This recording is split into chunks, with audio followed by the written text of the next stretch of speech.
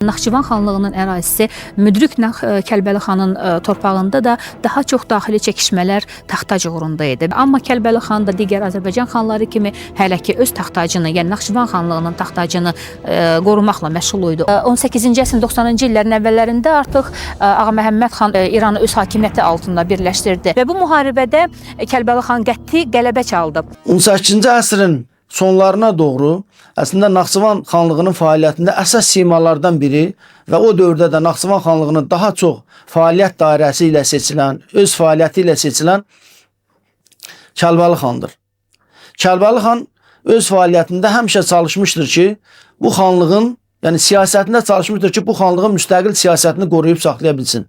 Kəlbəli xanın Naxçıvana qayıtması bu Sisyanovun Tiflisə gəlməsi ilə təxminən eyni vaxtda düşür. Belə olduqda İran hökuməti daha ciddi addım atmağa qərara gəldi və o Kor Kəlbəli xanı həbsxanada məcbur edilər məktub yazsın və bu məktubda təkidlə Şəxəli xana bildirilirdi ki, əgər o doğrudan da İrana gəlib təslim olmazsa, Kəlbəli xanı ölüm gözləyir. Beləliklə 1813-cü il oktyabrın 12-sində Qarabağın Gülüstan kəndində və vaxt gördüyümüz bu Gülüstan qalasında İran və Rusiya tərəfi sülh müqaviləsi imzaladı.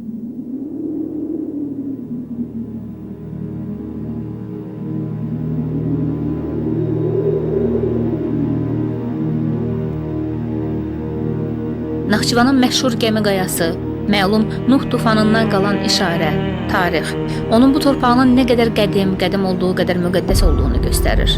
Buranın nə qədər qədim sivilizasiya nöqtələrindən birinin olduğunu elə yaxın keçmişlə təsdiq edə bilər. Ən sivil, ən demokratik bir nümunə, qul bazarından alınmış 40-cı qul, yəni peşkəş bir qulun öz ağlı, istedadı, bacarığı ilə yaratdığı dövlət, Atabəylər dövləti. 22 il görünməz dəyanətlə yadilli işğalçılarla vuruşan qəhrəman və kişi ürəkli Babək, Azərbaycanın nəqşi cihanı olan bu torpağın məşhur və qədim kəngərlilər nəsli Kəlbəli xan. Azərbaycanın bu xanlığının da taleyi digər xanlıqlarının taleyindən müəyyən qədər fərqli olsa da aqibət eyni oldu. Yəni bax burada bu ərazidə, yəni Naxçıvan xanlığının ərazisi müdrik Kəlbəli xanın torpağında da daha çox daxili çəkişmələr taxtac uğrunda idi və istər daxili çəkişmələrdən, istəsə də xarici yürüşlərdən yaxa qurtarmaq üçün Kəlbəli xan Rusiyaya xilaskar kimi baxırdı və ona çox sadəlövhcəsinə, yəni Kəlbəli xana yaraşmayacaq dərəcədə sadəlövhcəsinə o Rusiyaya sədaqət nümayiş etdirirdi. Burada ən mühüm faktor tamam başqa bir şey idi. Onun İrandan, məhz İrandan dəfələrlə gördüyü xəyanət və amansızlıq idi. Burada çox mühüm, böyük və böyük faktordur. O, buna görə bəlkə Rusiyaya sığınmağı daha üstün bilirdi və doğrudan da, yəni səmimiyyətlə ona sədaqət nümayiş elətdirirdi. Və onu hələ qarşıda çox böyük dəhşətlər gözləyirdi. Amma Kəlbəli xan da digər Azərbaycan xanları kimi hələ ki öz taxtacını, yəni Naxçıvan xanlığının taxtacını qorumaqla məşğul idi. Onun üçün də çox qəribə və acınacaqlı olsa da, onun üçün də onun xanlığının çəpərləri daha önəmli idi. Böyük vətənin sərhədləri onun çəpərlərindən çox-çox uzaqda idi. Bəlkə də görünməz dərəcədə uzaqda idi və bütün faciələrində ən əsası bax elə buradan başlayır.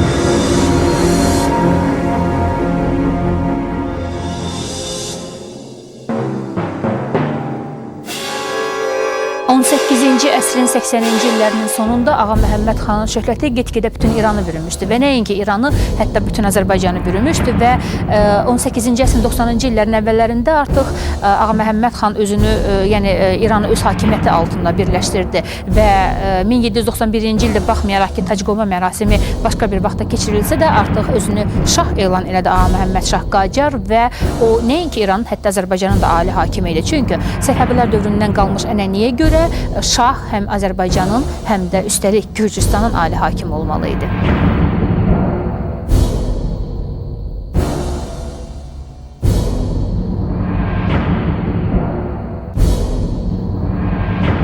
Cənubi Azərbaycan xanlıqlarını özünə tabe edən Ağa Məhəmməd Şah Qacar 1791-ci ildə Şimali Azərbaycanı da işğal etmək üçün planlarını cızmışdı və plan hazırlamışdı.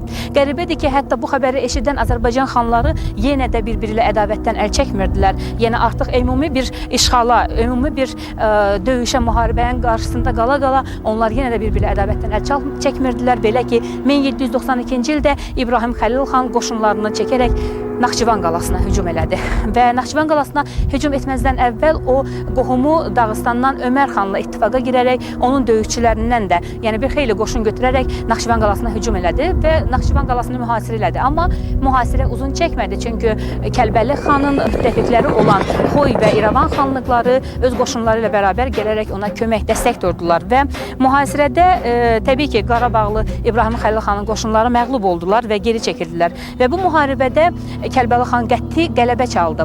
1000 nəfər İbrahim Xəlil xanın döyüşçülərindən itki getdi, 700 nəfər isə Ömər xanın, yəni Dağıstandan gələn qoşunların. Amma Kəlbəli xan və onun müttəfiqləri çox cüzi bir itki ilə bu müharibədə qələbə çaldılar.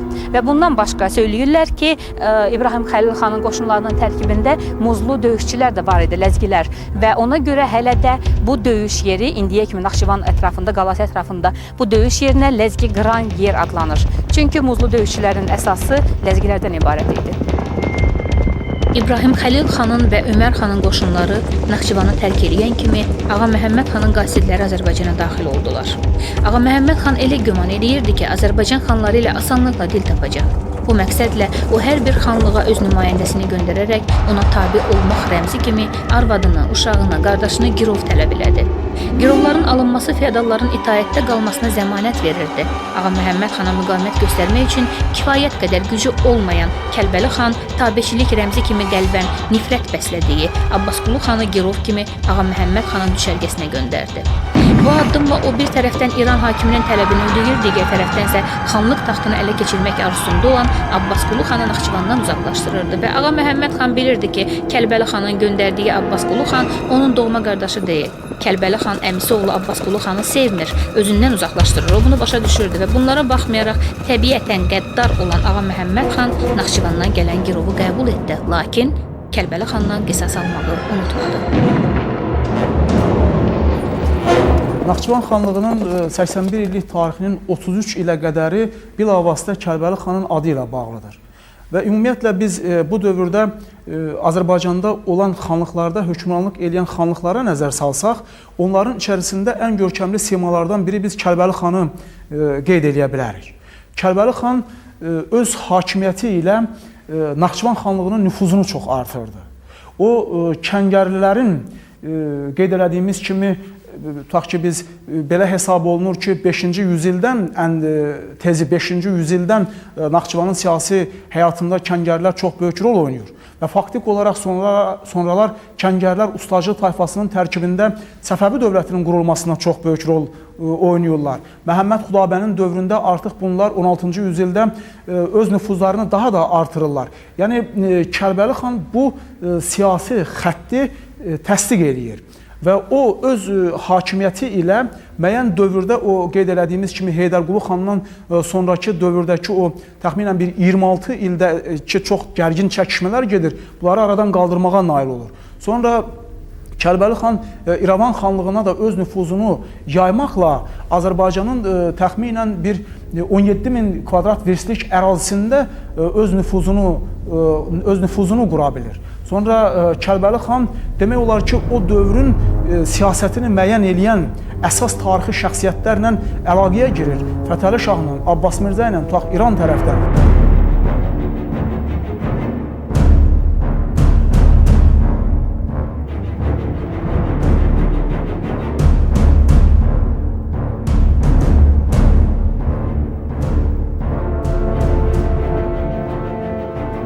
Məlum olduğu kimi Ağa Məhəmməd Şah Qacar Cənubi Qafqaza yürüş ərəfəsində yerli hakimlər Rusiyaya kömək üçün müraciət elədilər və uzun götür-qoydan sonra İmperatrisa 2. Yekaterina nəhayət ki, Cənubi Qafqaza ordu göndərməyə qərar alır və bu faktın özü də Ağa Məhəmməd xanın Azərbaycanı tərk etməsinə səbəb olur.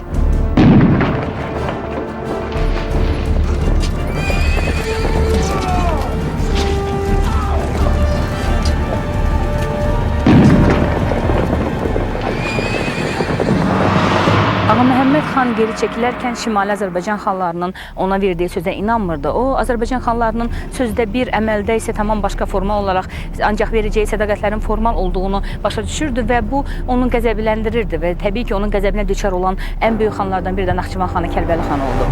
O, Naxçıvan xanı Kəlbəli xanla nə vaxtsa haqq-hesab çəkəcəyini unutmurdu. Təbii ki, məqam və vaxt gözləyirdi. Belə də oldu. Məhz ona verdiyi sözdə formal olaraq onun tərəfini saxlayacağı, amma əslində tamam başqa mövqedən Kəlbəli xanın Ağa Məhəmməd xan tərəfindən əvvəlcə gözləri çıxarıldı, sonra isə Naxçıvandan uzaqlaşdırıldı.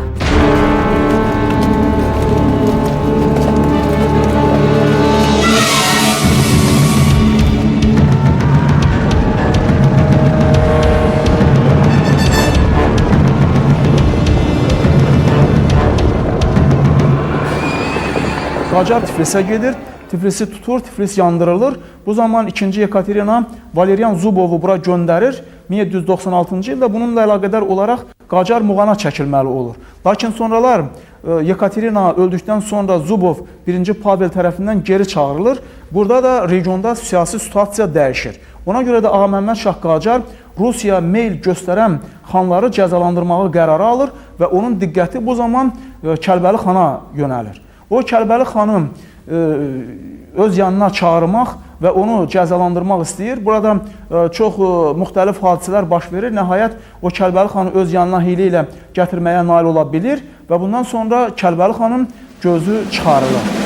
Ağa Məhəmməd xan dağıdılmış Gürcüstandan geri qayıdarkən Kəlbəli xanı silah gücünə özünə tabe edə bilməyəcəyini başa düşdüyündən başqa yol seçdi. Onu düşərgəsinə hörmətlə dəvət elədi. Kəlbəli xan sadə lüflüklə bu təklifi qəbul elədi, lakin düşərgəyə gələn kimi hörmətli Kəlbəli xan düşərgədən kör edilib Tehrana göndərildi.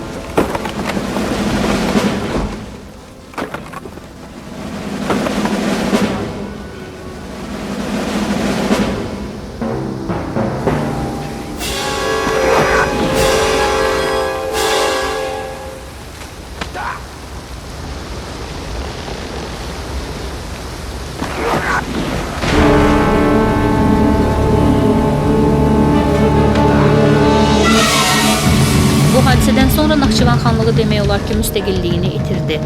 Beləliklə ehtimal etmək olar ki, Kəlbəli xanın gözləri Ağa Məhəmməd xanın 1-ci yürüşü dövründə, yəni 1796-cı ildə çıxarılmışdı. Naxçıvan xanlığında əmələ gələn siyasi vəziyyətdən istifadə edən Qarabağ xanı İbrahim Xəlil xan Mığrı və Qapanı ondan ayırıb özünə birləşdirməklə Naxçıvan ərazisini xeyli məhdudlaşdırdı. Onun siyasi nüfuzunu azaltdı. Xanlıq zəifləyərək 3 dairəyə parçalandı. Naxçıvan, Ordubad və Dərələyaz əyalətləri və bunların da idarəsini Kəlbəli xanın əmisi oğlu Abbasqulu xana həvalə etdi.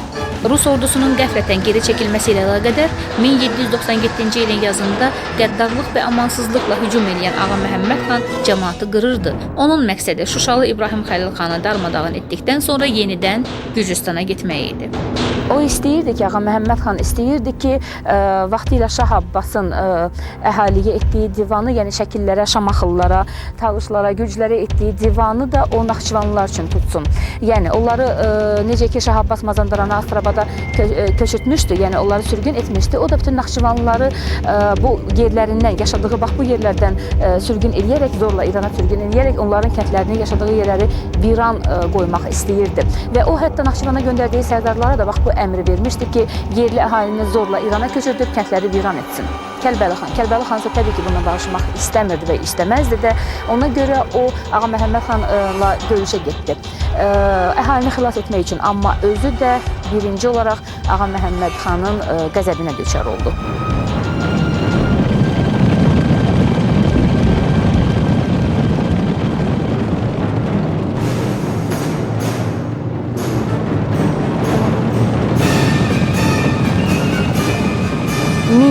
1296-cı ildə Kəlbəli xan Zubovla yazışmışdı. Təbii ki, həmin Zubovla yazışmaq artıq o dövr idi ki, Rusiyanın köməyinə arxayın olmaq istəyindən doğurdu. Sadəlöv Kəlbəli xan o elə bilirdi ki, Rusiyaya inanmaqla, Rusiya ilə onların köməyinə arxalanmaqla o bir növ özünü xilas edəcək. Təbii ki, həmin dövrdə Azərbaycan xanları hamısı belə düşünürdü. Onlar düşünürdülər ki, bu addım atmaqla, Rus ordusuna arxayın olmaqla onlar xanlıqlarını xilas edəcəklər. Və təbii ki, Kəlbəli xan da bax elə bu məqsədlə Zubovla yazışdı və Rus təbəəçiliyini qəbul etməyə hazır idi. Və ümumiyyətlə Rus təbəəçiliyinin qəbulu onların bir növ öz azadlığını saxlamaq, təbii ki, bu vədlər onları şirinlikləşdirirdi və Kəlbəli xan da bu şirinlikləşməyə getməyə bilməzdi. Burada həmçinin o İran ordusunun, İran sərbazlarının bax bu əsarətindən və onların bu addımlarından qəzəblənirdi və o İran ordusundan, İranın işğalından qurtulmaq üçün Rus ordusuna arxalanmağa məcbur idi. Amma bu məcbur olmaq ona çox baha başa gəldi. Çünki 96-cı ildə Rus ordusu ilə yazışması bəlli olduğuna görə Ağa Məhəmməd xan Qacara onun Kəlbəli xanın Ağa Məhəmməd xan tərəfindən gözləri çıxarıldı.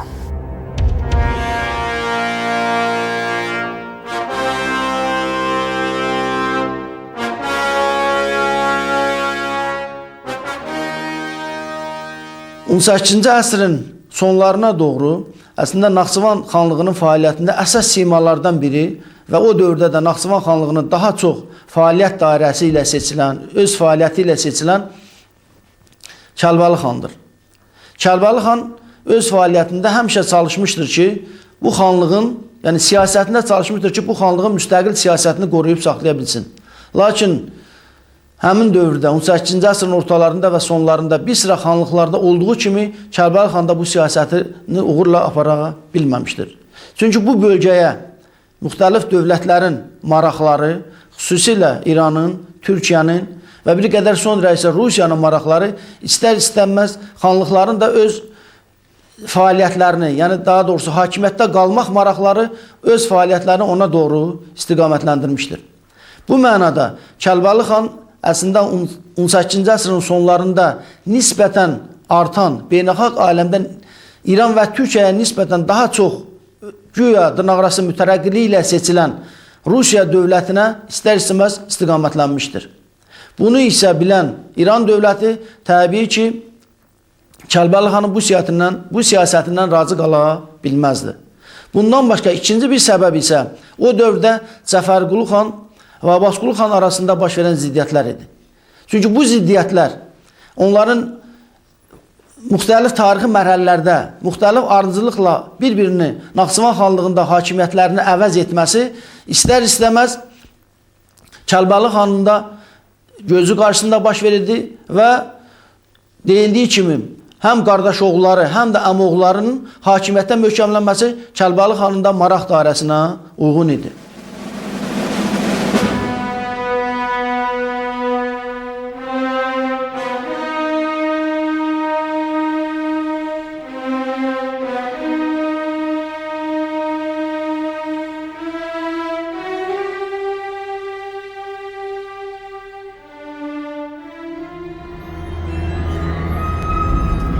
Kəlbəli xan Tehran həbsxanasında çox da qalmadı.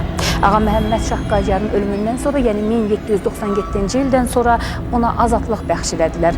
Təbii ki, İran taxtında Ağa Məhəmməd Şah Qacarı əvəz edən Fətəli Şah sayəsində, Fətəli Şahın mərhəmətindən Kəlbəli xana azadlıq bağışlandı. Amma ona Naxçıvanda yaşamağa qəti icazə verilmədi. Kəlbəli xan hətta qardaşının yaşadığı Şərurda yaşamaq üçün icazə istədi. Ona yenə burada yaşamaq üçün də icazə verilmədi. Yalnız və yalnız İrəvan xanlığında yaşamaq üçün ona icazə verildi və Kəlbəli xan məcburiyyət qarşısında qalaraq İrəvan xanlığına yaşamağa getdi. Ancaq bu zamanlar Naxçıvanı artıq çoxdan arzusunda olan, Naxçıvan taxtında çoxdan arzusu və gözü olan Abbasqulu xan idarə edirdi. Gözlərini itirsə də ruhdan düşməyən Kəlbəli xan siyasətdən kənarda qalmadı. İrəvanlı Məhəmməd xanın qətiyyətsiz, həm də çox cavan olmasından istifadə edən Kəlbəli xan çox tezliklə onun etimadını qazandı və xanlığın etibarlı adamına çevrildi. Kəlbəli xan Naxçıvanlılar arasında böyük hörmətə malik idi və o hörmətini itirməmişdi. Ona görə Kəlbəli xanın İrəvanda olması xəbərini eşidən saray əyanlarının əksəriyyəti öz ailəsi ilə birlikdə ora köçdülər. Abbasqulu xan bu axının qarşısını ala bilmirdi. Nəticədə özü də hakimiyyətdən uzaqlaşdırıldı. İran himayəsindən məhrum olan Abbasqulu xan da İrəvana getməyə qərar aldı. Kəlbəli xan onu qəbul edərək Naxçıvandan gələn digər feodallarla da danışıqlar aparırdı. Naxçıvanlıların və Abbasqulu xanın İrəvana gəlmələri Kəlbəli xanın siyasi aləmdə mövqeyini daha da möhkəmləndirirdi.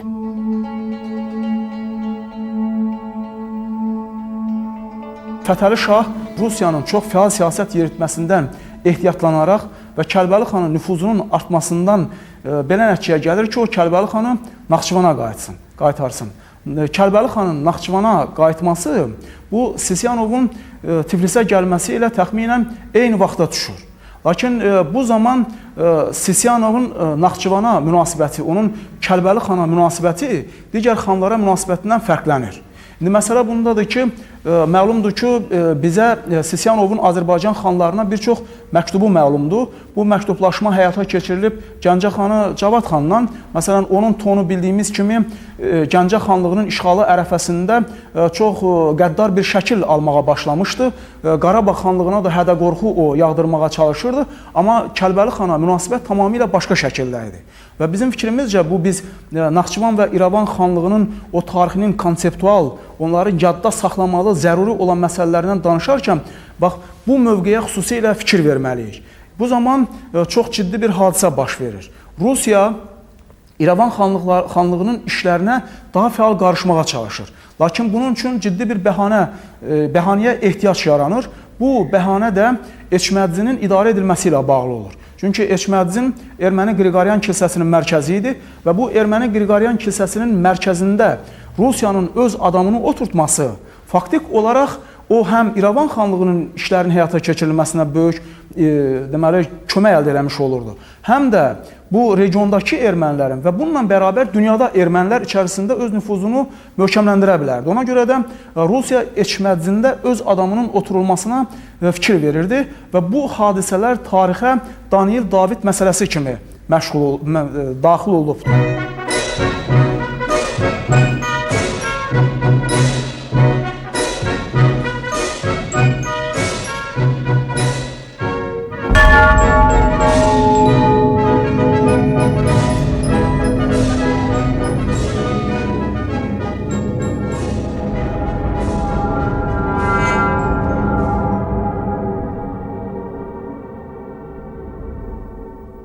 Üç kilsə mövcud olmuş bir kilsə idi. Onun yəni bu din mərkəzinin siyasi rolu xüsusilə 15-ci əsrdən Qaraqoyunluları dövründən başlayır. Burada bir katolikosluq, yəni 3 katolikoslardan biri də Eçmədzin olur. Cahan Şahın əmri ilə Şərqi Anadoludan, Kilikiyada yaşayan ermənilər bu ərazilərə yerləşdirilir.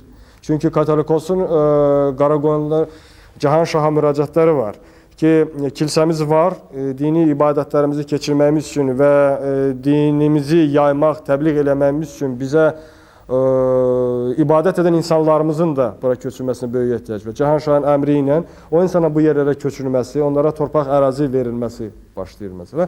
Və burada ermənilər artıq başda sayca çoxalmaya başlayırlar. Əslində isə burada bir kilsənin ərazisi və çox az bir sayda onu kilsəyə mənsub olan torpağı əkib becərən ermənilər olmuşdur. Yəni bu ərazidə erməni faktorun öz-özlüyündə bir şey deyil.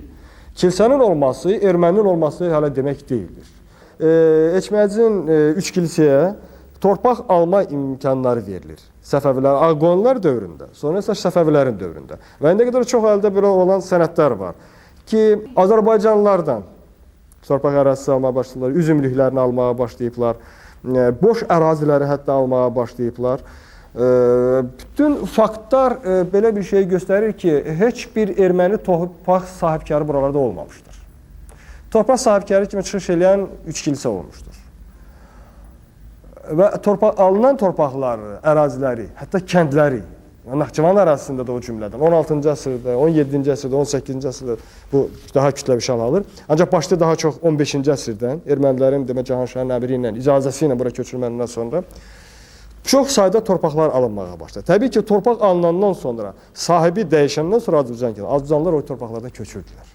Və köçürdü ya qonşu Azərbaycan kəndinə və yaxud da ki, yeni bir Azərbaycan kəndi yaradı. Bir çox mənbələrdə hətta baxırsınız ki, kəndin adı çəkilir və qeyd var ki, bu kənddə heç kim yaşamır. Ancaq mənsubdur üç kilsəyə. Deyək ki, Şeyx Dursun kəndi. Təbii ki, bu müsəlman kəndi oldu. O torpaqlar satılıbdır kənd. İç kilsəyə keçib, Azərbaycan əhalisi də orada yaşamır. Və köçüb də deyək ki, Çuxursərdin digər yerlərinə, Naxçıvan sancağının digər yerlərinə. Kəlbəli xanın Naxçıvana qayıtması ilə Sisyanovun Tiflisə gəlməsi eyni vaxtda 1803-cü ilin fevral ayına təsadüf edir. Sisyanov Kəlbəli xanın Naxçıvan və İrəvanda böyük hörmətinin olduğunu bilirdi və Sisyanov bundan istifadə etmək fikri ilə uzun müddət erməni katolikosu Danilin Tehranda saxlanıldığını bilərək Cənubi Qafqaz ermənilərin hörmətini qazanmaq üçün Kəlbəli xan vasitəsilə Danili İrəvana qaytarmaq fikrinə düşdü. Sisyanov Kəlbəli xana yazırdı: "Ali məqamınızdan xahiş eləyirəm ki, sizdən asılı olan bütün imkanlardan istifadə edərək Ümumrusiya Əlahəzrət İmperatoru və Ali Sultanının razılığına əsasən Ararat Patriarxı Danil Katolikosu öz vəzifəsinə qaytarılmasına köməklik göstərəsiniz. Mənə gəlib çatan xəbərə görə inanıram ki, sizin Katolikos Danilin geri qaytarılması üçün imkanlarınız çoxdur və siz bunu bacararsınız."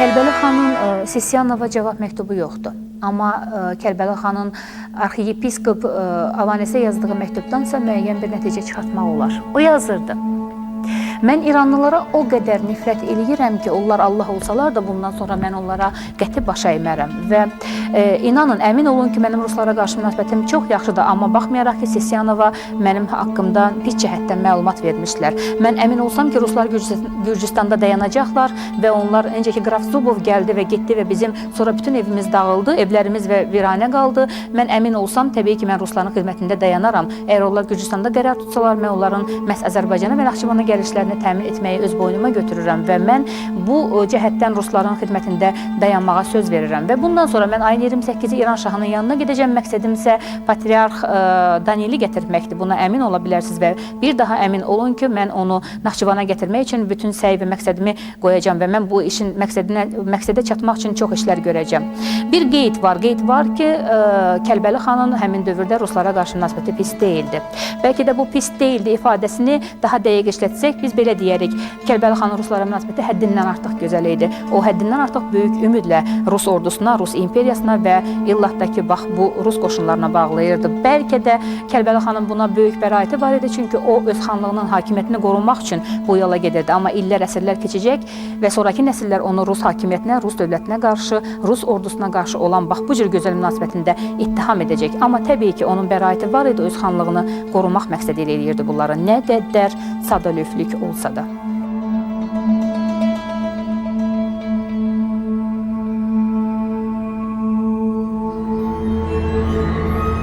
Çox güman ki, Kəlbəli xan İrana getmiş və Sisyanovun məhz bu xahişini İranda nisbətən həll eləmişdi. Yəni erməni Danilin, Katolikos erməni Danilin geri qaytara bilmişdir. Amma onun bu xahişini, yəni onu İrəvana Məhəmməd Həsən buraxdırmadı. O ümumiyyətlə İrəvan xanı Məhəmməd Həsən xan bu məsələdə çox qəti mövqe tuturdu. O İrəvan xanlığına qətiyyən də olsa Danili buraxmadı. Çünki həmin vaxtda burada David adlı bir erməni idarə eləyirdi bu işləri.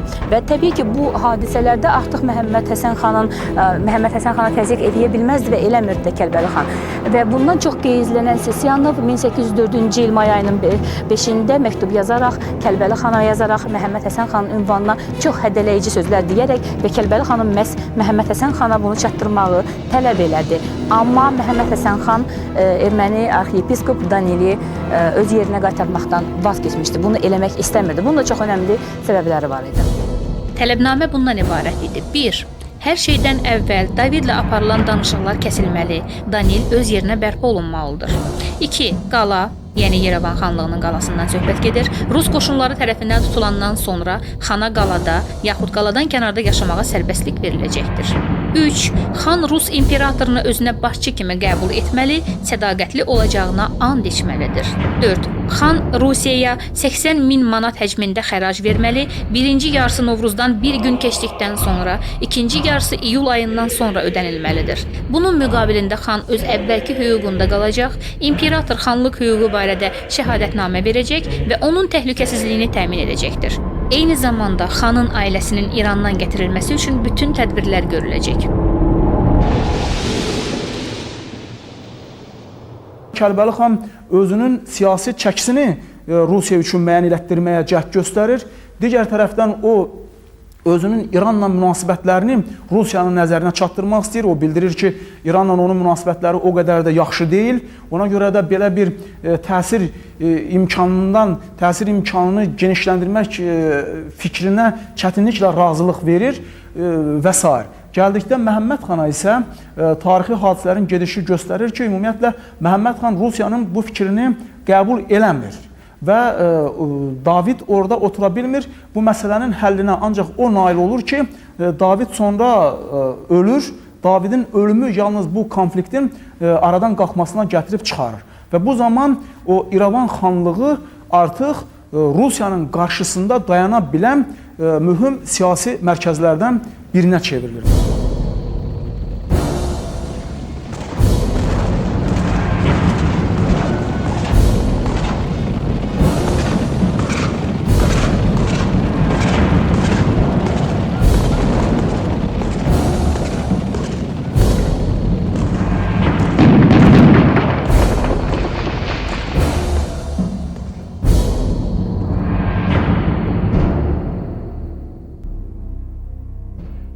Bax, bu ərazilər indiki İran əraziləri, vaxtilə Cənubi Azərbaycan əraziləri idi və təbii ki, bu artıq o vaxt idi ki, Rus komandanlığı İrəvan xanlığını, o da təbii ki, hərbi strateji baxımdan çox əhəmiyyətli mövqe tutduğuna görə artıq bu barədə böyük planlarını həyata keçirdirdi Rus ordusu və həmin qalaya yaxınlaşmaq, ordusunu ümumiyyətlə Cənubi Qafqaza yeritmək məqsədində və niyyətində idi və artıq bu yolda öz addımlarını atmışdı. Və bu zaman İran şahı İngilis və Fransız diplomatiyası tərəfindən böyük şəkildə, möhkəm şəkildə qızışdırılaraq Rusiyadan öz qoşunlarının Cənubi Qafqazdan çıxarılmaq tələbini irəli sürdürdülər və İran şahı bu tələbi irəli sürdü Rusiya qarşısında. Və bu artıq o zamanlar idi ki, cənab Sisyanov, Naxçıvan xanı Kəlbəli xanla danışıqlar aparılırdı. Təbii ki, Rusiya İranın bu notasını qəbul edə bilməzdi və etmədi də. Və buna görə 1804-cü ildə tarixdə sonradan çox məşhur olan və bizim bütün bəlalarımızın əzəli və önünü qoyulan birinci Rus-İran müharibəsi başladı. 19-cu əsrin əvvəllərindən Qafqazı ələ keçirməyə qarşısına məqsəd qoyan Çar Rusiyası 1803-cü ildə Car-Balakən cəmaatını qəddarlıqla tabe etdikdən sonra 1804-cü ilin yanvarında daha böyük qəddarlıqla Gəncə xanlığını da işğal elədi. Rus qoşunlarının Azərbaycan ərazisindəki təcavüzündən təşvişə düşən İran hökuməti Rus qoşunlarının Cənubi Qafqazdan geri çağırılmağını tələb elədi. Alınan rədd cavabı İran-Rusiya arasındakı müharibənin başlanması üçün bəhanə oldu. Müharibənin ilk günlərindən qalibiyyətlə irəliləyən Rus qoşunlarının müvəffəqiyyətinə Car-Balakəndə, Gəncə xanlığında Rusların qəddarlıqlarına Azərbaycan xanları biganə qala bilməzdilər. Amma Gəncə xanlığının aqibətindən qorxuya düşən Qarabağ, Şəki və Şamaxı xanları Rus qoşunlarından ehtiyat edərək müqavilə əsasında Çar Rusiyasının himayəsini qəbul etməyə məcbur da oldular.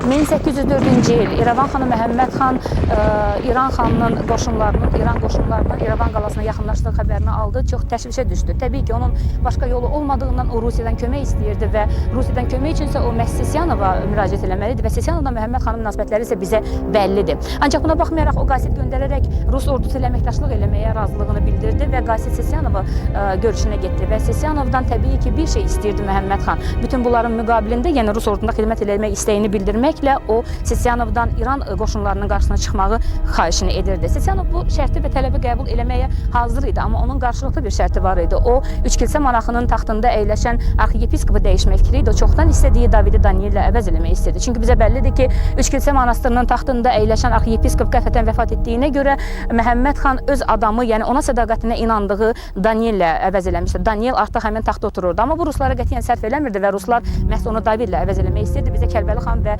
Sisyanov məktublarından artıq bəlli olduğu kimi. Bəli, Məhəmməd xan çox böyük seçim qarşısında qalmışdı, amma o bunu etməli idi və təbii ki, o buna razılıq verdi. Və bizim gördüyümüz bax bu İran tərəfi, yəni İran dağları, Cənubi Azərbaycanın daha doğrusu ərazisi indi İran ərazisi adlanır və bu ərazidən qoşunlar İrəvan xanlığına tərəf getdi. Bu gördüyümüz ərazi isə bizim İrəvan xanlığının qədim torpaqları, qədim ərazisidir. İrəvan qalası, İrəvan xanlığı bax, yəni ümumiyyətlə indiki Ermənistan adlanan və indi ermənilərin dayandığı bax bu məkan vaxtilə İrəvan xanlığının ərazisi idi. Bax bu əraziyə gəlmək üçün İran qoşunlarının qarşısını kəsməli idi Sisyanov və Sisyanov bu təklifi qəbul elədi və hətta məktub göndərməmişdən əvvəl də, yəni razılıq məktubunu bildirməmişdən əvvəl ikinci bir şərtini irəli sürdü Məhəmməd xana. Məhəmməd xan 500 nəfər rus əskərini də yerləşdirilməli idi burada. Bu şərt də qəbul olundu və Sisyanov axırda məktubunu, razılıq məktubunu bildirdi. Və bu ərəfədə Məhəmməd xan erməni mənşəli yüzbaşını azad eləyərək, Gabriel adlı erməni yüzbaşını azad eləyərək onu da Sisyanovun yanına Cənubi Qafqaza göndərərək İrəvana kömək diləməyi xahiş etdi.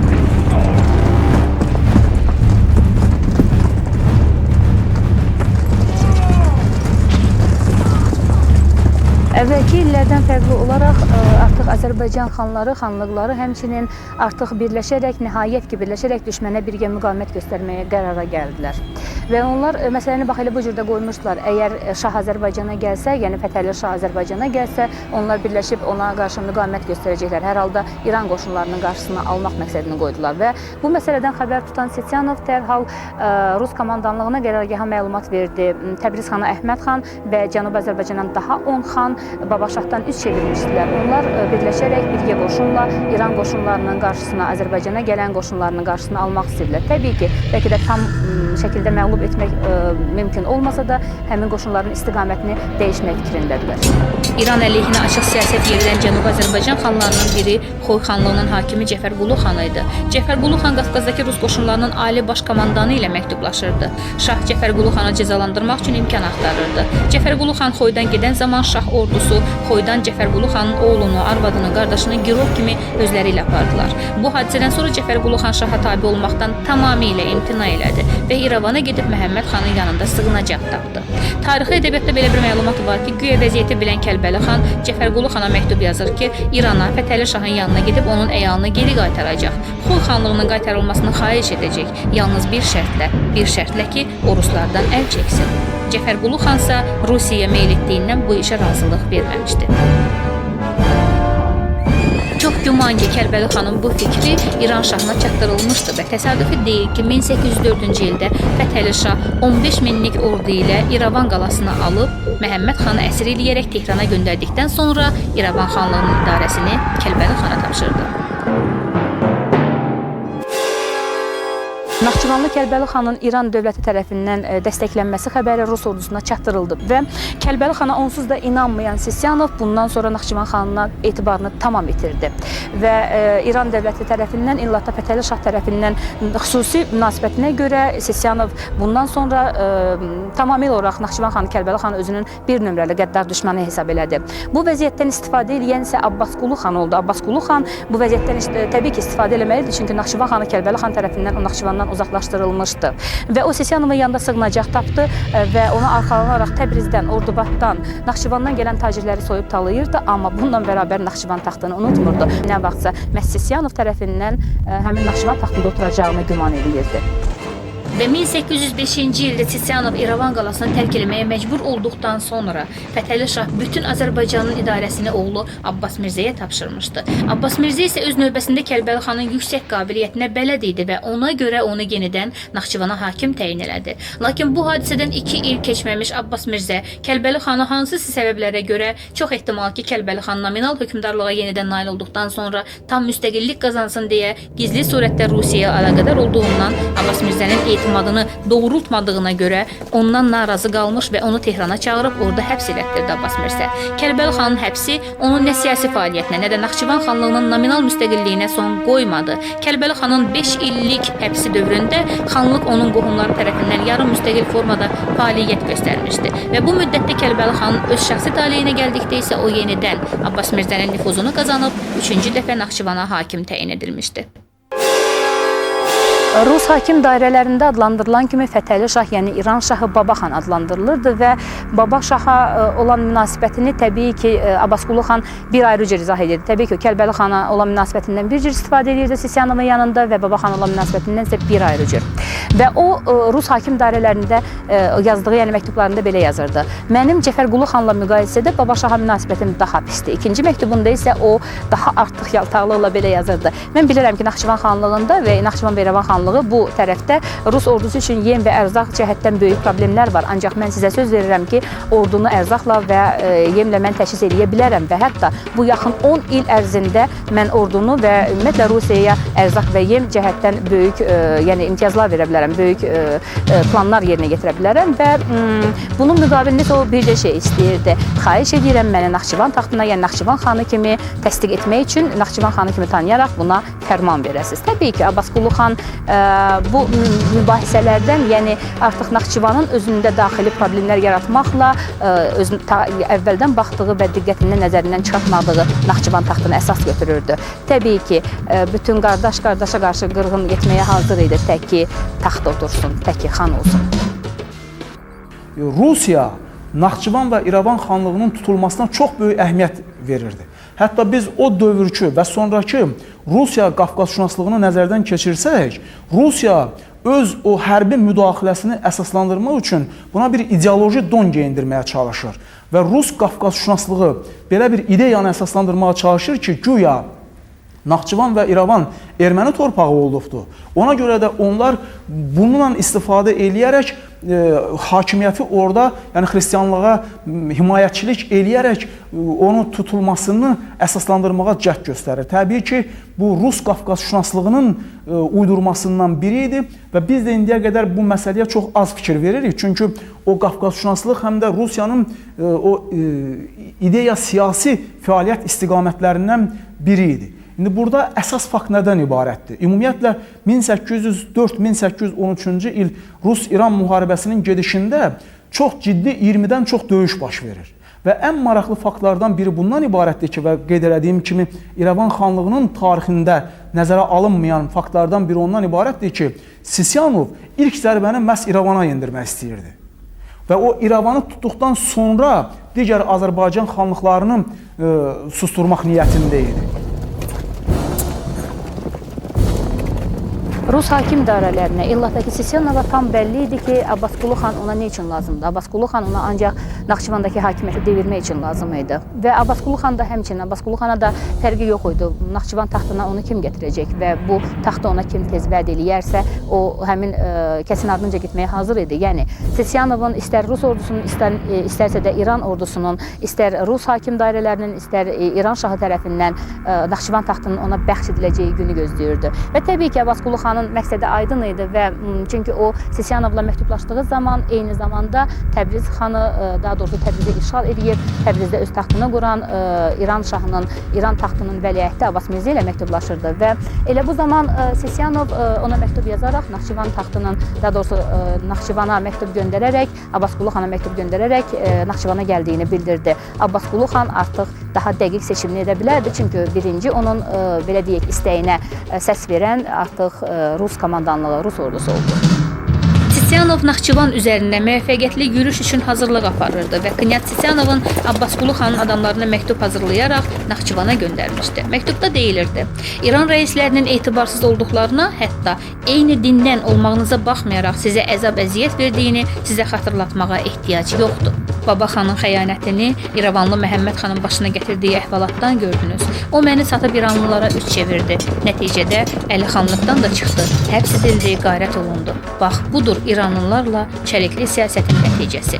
Daha sonra Sisyanovun məktubunda deyilir: Rusiya qanunu və müqəddəs Rus dövlətinin sərbəstliyi ondan ibarətdir ki, hər bir hökumətin sərbəst həyatı saxlanılsın, qorunsun, müdafiə edilsin.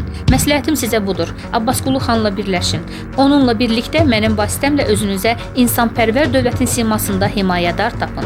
Kərbəli xana etibar yoxdur. O sizin çörəyinizi əlinizdən alır, doğma torpaqlarınızdan sizi köçürür. Mən isə müqəddəslərə and içirəm ki, sizin həyatınızın təhlükəsizliyini qoruyacaq, evinizi, əmlakınızı özünüzdə saxlayacağıq və heç kim sizin dininizə, adətinizə toxunmayacaqdır. İrəvan xanlığında dediyimiz 1804-cü ildə bu hadisələr cərəyan elədikdə təbii ki, İran Rusiyanın o hücum istiqamətinin qarşısını almaq üçün çox böyük fəallıq göstərirdi. Bu zaman İran qoşunlarına Abbas Mirzə başçılıq eləməkdə idi. Bundan başqa Fətəli Şah özü də hərbi qüvvələrdə vasitəsilə İrəvan xanlığının Rusiyadan müdafiə edilməsinə cəhd göstərirdi. Və bu zaman bu müharibələrin gedişində xüsusilə Naxçıvan xanlığı İran qoşunlarının əsas hərbi bazasına çevrilməkdə idi. Lakin bu İrəvan xanlığının Kəlbəli xanın nüfuzunun möhkəmlənməsinə bir qısqanclıqla yanaşması Fətəli Şahın Kəlbəli xanın mövqeyini zəiflətmək üçün bir sıra tədbirlərə əl atmasına gətirib çıxarmışdı. Ona görə də tədricən Kəlbəli xan İrandan üz döndərib Rusiyaya meyil göstərməyə çalışırdı. İran-Rusiya döyüşləri vaxtı Fətəli Şah tərəfindən orduya 50.000 adam səfərbər edilmişdi və onların arasında Gəngərlilər də var idi. Şah fərmanında Gəngərli tayfasına ehtiram edilməsi və tayfa başçısı Naxçıvan əyalətinin hakimi Kəlbəli xan Gəngərliyə xüsusi hörmət edilməsi ciddi əmr olunmuşdu. Amma bu sənəddə Gəngərli tayfasına bir qədər tənqidi yanaşılmışdır. Sənəddə yazılır: bu tayfa İrandan daha çox öz ölkəsinə bağlıdır və sənədin sonunda Fətəli Şahın möhrü var. Sisyanov Naxçıvandan uzaqlaşdırıldıqdan sonra Kəlbəli xanın Rusiyaya meyli birdən-birə dəyişdi. Söhbət nədən gedir? Söhbət 1-ci Rus-İran müharibəsində artıq Kəlbəli xanın Rus ordusuna olan münasibəti onun gördükləri idi. Çünki Rus-İran müharibəsində bir-birinin ardınca Rus ordusu çox böyük müvəffəqiyyət qazanırdı və bu müvəffəqiyyət Kəlbəli xana öz xanlığını, öz əmin-amanlığını qorumaq üçün ümid verirdi. Və bundan başqa o həm də İran sərbazlarının viran edici yürüşlərindən qorxub öz əmin-amanlığını qorumaq üçün Rus-İran müharibəsində məhz Rus dövlətinin tərəfini tutmağa qərara gəldi. Və həmçinin o Cənubi Qafqazdakı Rus ordusu ilə artıq yazışmalara başladı. Bax, böyük məsələ bu idi və bundan başqa həmçinin Fətəli Şahının vəliəhdi olan Abbas Mirzənin vaxtilə Naxçıvana törətdikləri viranlıqlar, yəni qoyduqları viranəlikdən sonra o İran sərbazlarından tamam üç çevirmişdi. O artıq Rus komandanlığı ilə məktublaşırdı və Rus komandanlığının bütün generalları artıq Kəlbəli xanın Rusiya dövlətinə olan meylini görməyə bilməzdi.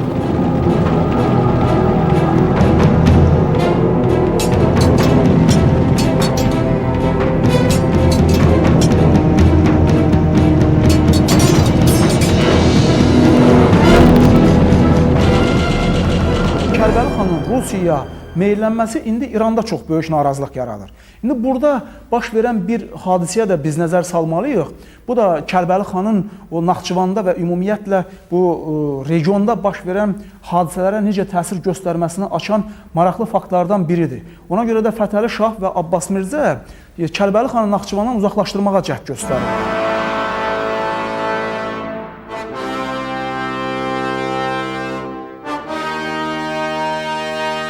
Kəlbəli xanın bax bu hərəkəti Fətəli Şahı möhkəm qəzəbləndirdi. O dərəcədə qəzəbləndirdi ki, o Kəlbəli xanın Tehrana gəlməyini tələb elədi. Təbii ki, bu tələbi Kəlbəli xan qəbul eləmədi və bu tələbi qəbul etmədiyindən Fətəli Şah daha da qəzəbləndi. O dəvətnamə dırnaq içində göndərərək Kəlbəli xanın Tehrana gəlməyini dəvətnamə göndərdi.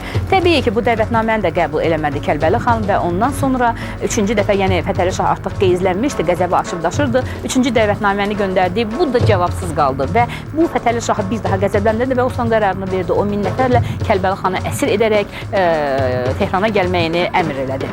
Və bu tarixi dövrün, bu tarixi sənədi daha gözəl əks etdirir. Həmin dövrdə, yəni Qafqaz sərhəddində Rus ordusunun ali baş komandanı qraf Qudoviçə general-mayor Patyaginin göndərdiyi 1806-cı il 14 noyabr tarixli məktub daha gözəl təsvir edir. O belə bir fikrini bildirirdi ki, bu dövrdəki Baba xanın təklifini qəbul etmədi Kəlbəli xan, onun Tehrana getirilməyi üçün, yəni zorla onu aparmaq istəyini bildirirdi qraf Qudoviçə və həmin dövrdə artıq Kəlbəli xanın taleyinin artıq Fətəli Şahla toqquşduğunu bilirdi Patyagin və bunu qraf Qudoviçə xəbər verirdi və bu tarixi məktub sənəd hələ də durur. Həmin dövrün, həmin tarixi sənədində Fətəli Şahın Kəlbəli xanı zorla aparmaq istəyi qeyd olunurdu.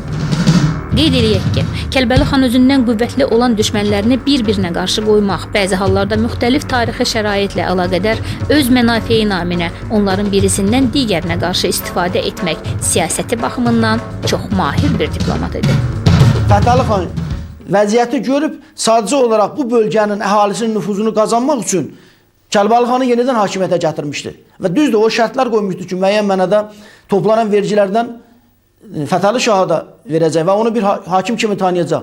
Lakin Naxçıvana gəlib yenidən möhkəmlənən Kəlbəli xan belə bir İran şahını tanımadığını bildirmiş və ona heç bir vergi və ödəntilər verməmişdir. Düzdür, bu yenə Kəlbəli xana vəziyyətini yaxşılaşdırmamışdır. Kəlbəli xan yenə çətin vəziyyətə düşmüşdür. Yəni Fətəli Şah Rusiya münasibətlərində yenə düyün nöqtəsinə çevrilmişdir.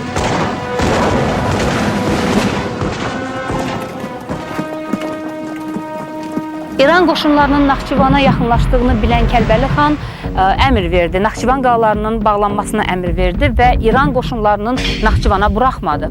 Bunu eşidən Fətəli Şah çox qəzəbləndi. Onsuz da Kəlbəli xana olan münasibəti onun hədsiz dərəcə qəzəbli idi. O bir daha cin atına mindi, çox qəzəbləndi və istəmirdi. Şah istəmirdi ki, həmin dövrdə ki, Azərbaycan ərazisində Rusiya ilə müharibə aparırdı. Ona tabe olmayan vassalı qalsın arxada. Təbii ki, o bunu istəməzdi və istəmirdi də. Lakin İran sərbazlarına ciddi müqavimət göstərən Kəlbəli xana o zor gələ bilmirdi və bilmədi də.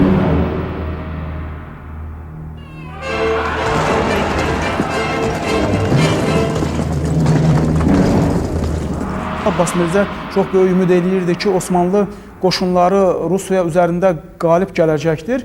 Lakin Arpaçayda o Osmanlıların məğlub olması vəziyyəti dəyişdirir. Buna görə də bu İran şahı Fətəli Şah da yaranmış vəziyyətdən istifadə edərək o qeyd elədiyimiz kimi Naxçıvan və İrəvanda nüfuzunu daha da möhkəmləndirməyə çalışırdı və bir sözlə bu 1804-13-cü il Rusiya-İran müharibəsinin gedişində Naxçıvan və İrəvan xanlıqları İran üçün bir hərbi baza rolunu oynuyordu. Yəni həm o döyüş əməliyyatını Rusiya ilə yaxınlaşdırmaq, həm də bir arxa cəbhə rolunu oynuyordu, hərbi azuqə və s. 1806-cı il Rusiya-Türkiyə müharibəsi başlandı. Rus komandanlığı ordunun bir hissəsini Türk cəbhəsinə göndərmişdi və bundan istifadə edən Fətəli Şah Naxçıvan xanlığını ələ keçirmək planını fəallaşdırdı.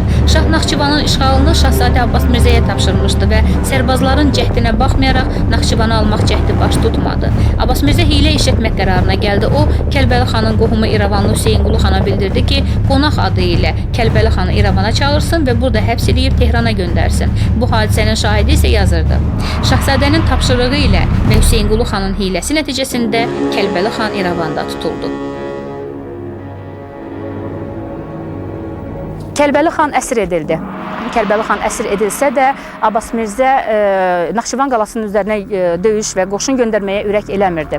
Və ürək eləmirdi çünki o tək Kəlbəli xanın üstündən qorxmurdu, həmçinin Kəlbəli xanına inanan Naxçıvanlılardan da qorxurdu və əmin deyildi ki, o İran sərbazları ora daxil ola bilər və həm də əmin idi ki, Abbas Mirzə Hüseynqulu xanın xəyanətindən Naxçıvanlıların xəbəri yoxdur. Bu da oradan da belə idi və Abbas Mirzə ikinci bir hiləni işlətməyə qərara gəldi. O düşündü ki, Hüseynqulu xan Naxçıvan qalasına gedə bilər çünki Naxçıvanlılar ona qapını aça bilərlər. Belə də oldu. Hüseynqulu xan 200 piyada və 300 atlı ilə İran sərbazları ilə Naxçıvan qalasına yaxınlaşdı və Naxçıvanlılar onun xəyanətindən xəbəri olmadığına görə Naxçıvan qalaları onun üzərinə açıldı və beləliklə İran sərbazları Naxçıvan qalasına daxil oldular. Heç cürə alına bilməyən Naxçıvan qalasına daxil ola bildilər və bütövlükdə Naxçıvana sahib oldular. Naxçıvana yiyələnməyi bacardılar İran sərbazları. Təbii ki, daxili çat və xəyanət bahasına. Beləliklə, Naxçıvan taxtına bu vaxta qədər Rusiyadan kömək almağa cəhd edən Abbasqulu xan hakim oldu. Arxiv sənədlərində deyilir, Rusiyaya sədaqətli olmaqda təqsirləndirilən Kəlbəli xanı İran komandanlığı həbs edərək ailəsi ilə birlikdə İrana göndərdi. Bu hadisədən biraz əvvəl Kəlbəli xanın oğullarından biri Şıxəli bəy öz adamları ilə birlikdə hələ 1805-ci ildə Rus dövlətinin tərkibinə daxil olmuş, qonşu Qarabağ xanlığına gedə bilmişdi və o İran təqiblərindən bir dəfəlik yaxa qurtarmaq məqsədi ilə Rusiya hakimiyyət orqanlarına müraciətlə Ümumdünya İmperiyasının təbəliyinə qəbul olunmasını xahiş etmişdi. Qarabağda olan Rus ordusunun komandanı polkovnik Asiyev Əlahəzrət İmperatora əbədi sadiq olacağına and içdiyi üçün Naxçıvanlı Şıxəli bəyi çox hörmətlə qəbul etdi. Hətta Qarabağ xanı Mehdiqulu xana tapşırdı ki, Şıxəli bəyi yaşamaq üçün kənd ayırsın, ona kömək etsin.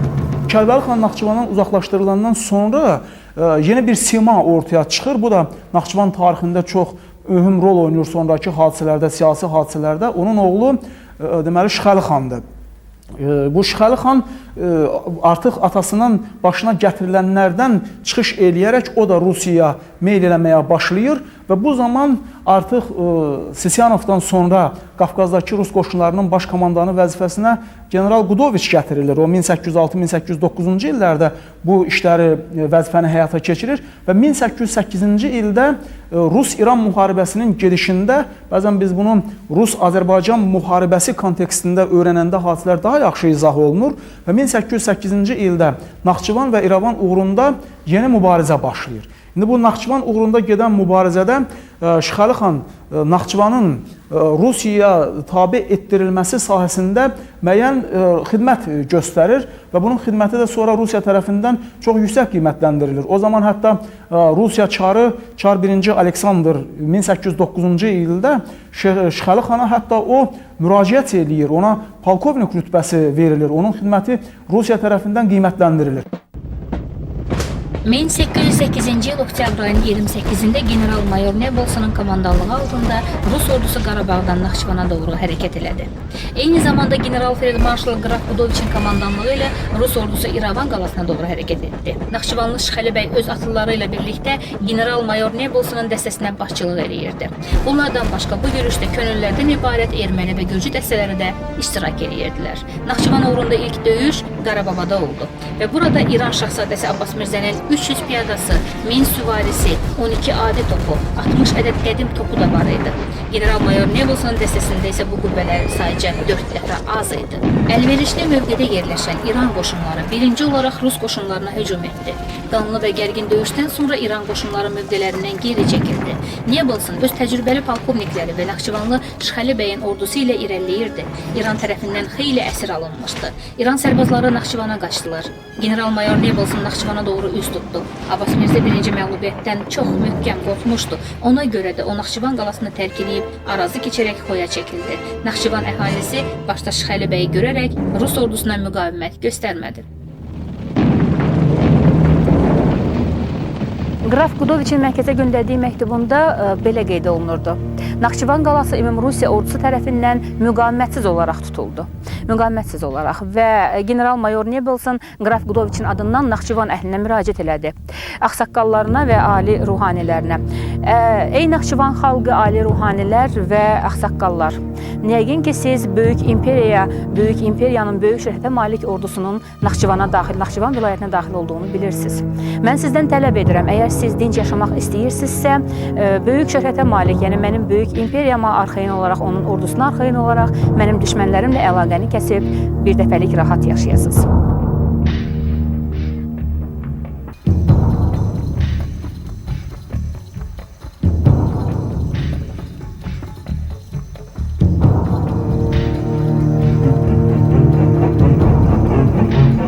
Qraf Qudoviçin bax bu müraciətindən sonra xristianların şəhərdə törədəcəyi vəhşiliklərdən qorxub qaçan şəhər əhli yenidən şəhərə qayıtdı. Və şəhərə qayıtmağında bax bu insanların Naxçıvana geri qayıtmağında böyük rolu elə Kəlbəli xanın oğlu Şıxəli bəy oynadı və Şıxəli bəy ümumiyyətlə bu insanların geri qayıtmağında oynadığı böyük rolu, böyük xidmətini Rus ordusunun rəsmi sənədlərində də qeyd etmişdilər və Rus ordusunun, Rus imperiyasının tarixində bu rəsmi sənədlər qeyd olunur. 1808-ci il 27 noyabr tarixində hətta Qraf Qudoviç bu döyüşün qəhrəmanı olan Şıxəli bəy ilə şəxsən yazışmışdı və onun müraciətində bax belə bir məlumat var.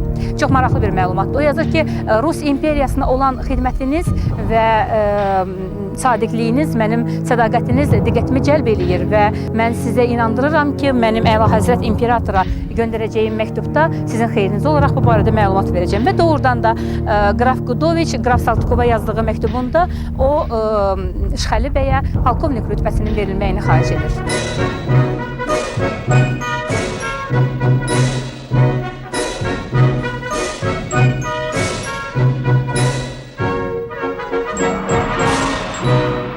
Fətəli Şah Rusiya ilə apardığı müharibənin ən qızğın dövründə Şıxəli xanın Rusiya olan meylini elə belə qəbul edə bilməzdi və o bunu biganəliklə qarşılaya da bilməzdi. Buna əvvəla ixtiyarı yox idi, ikinci də onun qarşısındakı olan perspektivlərinə böyük maneçilik törədirdi. Həmçinin Şıxəli xanın Rusiyaya olan meyli və Rusiyanın Şıxəli xanın himayə etməyini elə belə qəbul edə bilmirdi. Çünki Naxçıvan əhalisi özü də Şıxəli xanın olan inamından onlar da artıq Rusiyaya olan himayəni qəbul edirdilər. Onlar Rusiya meyilli idi. Buna görə İran ordusu və daha doğrusu şah üsul idarəsi və Fətəli Şahın özü başqa üsullar, variantlar işləməyə məcbur idi və bu variantlardan biri o idi ki, onlar Fətəli Şahın əmri ilə İşğali xanı İran tərəfə çəkmək üçün ona bir neçə variantlar təklif edildi və birinci olaraq gizli nümayəndələr göndərildi İşğali xanın yanına və gizli nümayəndələr İşğali xana hər şeyi vəd edirdilər ki, o İran tərəfə keçsin, yəni Rusiya tərəfinin himayəsindən imtina eləsin. Təbii ki, bu variantlar baş tutmadı, tuta bilməzdi, çünki İşğali xanın Rusiya olan meyli bizə bəllidir və aydındır. Yəni buna onun müəyyən səbəbləri var idi. Artıq ikinci vəd olundu və ikinci vəd o idi ki, İşğali xana məktub yazıldı ki, onun artıq nisbətən düşmən kimi qəbul edilən, Rusiyaya meyilli olduğu sübut edilən Kəlbəli xan azadlığa buraxılacaq və onun azadlığa çıxması və onun sağ qalması üçün hər bir şey ediləcək, bütün hörmətlər ediləcək. O inanmadı bu təkliflərə və Rusiyaya meyilliyini saxladı. Belə olduqda İran hökuməti daha ciddi addım atmağa qərara gəldi və o Kor Kəlbəli xanı həbsxanada məcbur edilər məktub yazsın və bu məktubda təkidlə İşğali xana bildirilirdi ki, əgər o doğrudan da İrana gəlib təslim olmazsa, onda Kəlbəli xanı ölüm gözləyir. Təbii ki, bu qəti məktubdan sonra yeni məktub yazıldı və İşğali bəyə çatdırıldı. İşğali bəy artıq atasının sağ qalması naminə məcbur olaraq İrana gəldi, təslim oldu və İranda xaincəsinə tutularaq həbsxanaya salındı. Ancaq biz birinci Rus-İran müharibəsinin sonunda artıq İran tərəfi öz məğlubiyyətini gördükdə son günlərə, artıq məğlubiyyətinin son günlərinə yaxın o İşğali xanla Kəlbəli xanı azad edilərək onların yenidən Naxçıvan getməsinə razılıq verdi və Naxçıvana qayıtdı İşğali xan və Kəlbəli xan və bu uzun müddət, bəlkə də ömrünün sonuna qədər Kəlbəli xanın yadından çıxmadı.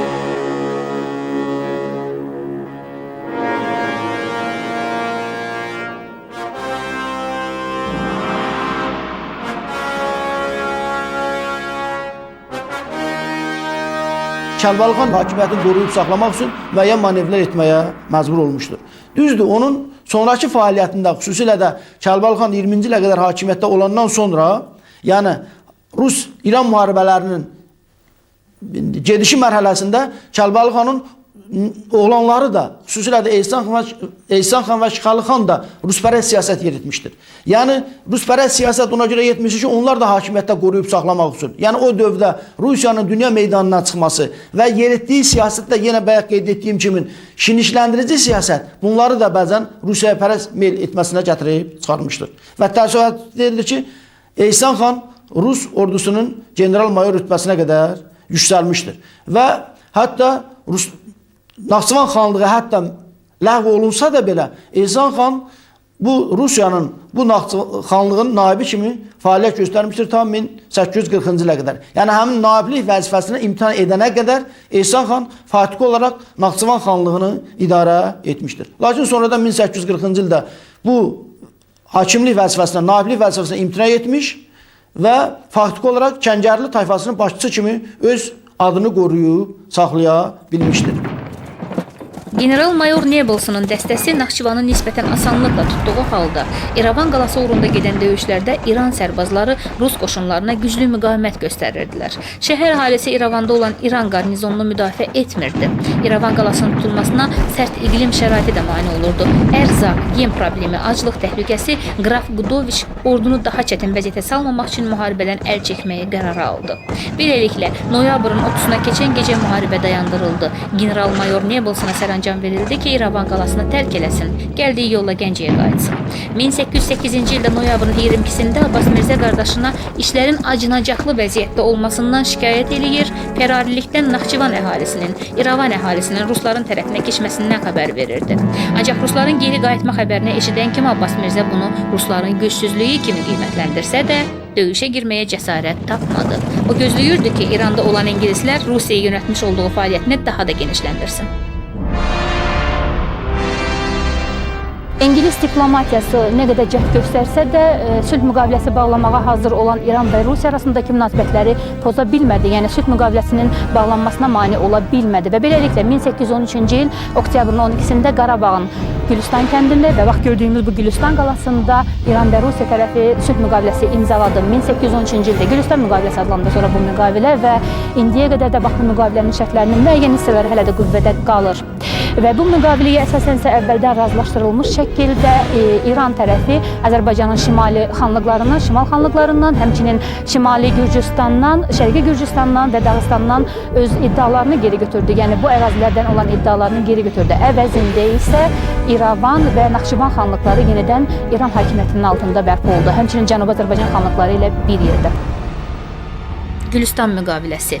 Beləliklə, illər, əsrlər keçəcək, dünya tarixində özgə torpaqlarının bölüşdürülməsi üçün bağlanılan bütün müqavilələr içində ən antihumanist yer tutacaqdı Gülüstan müqaviləsi.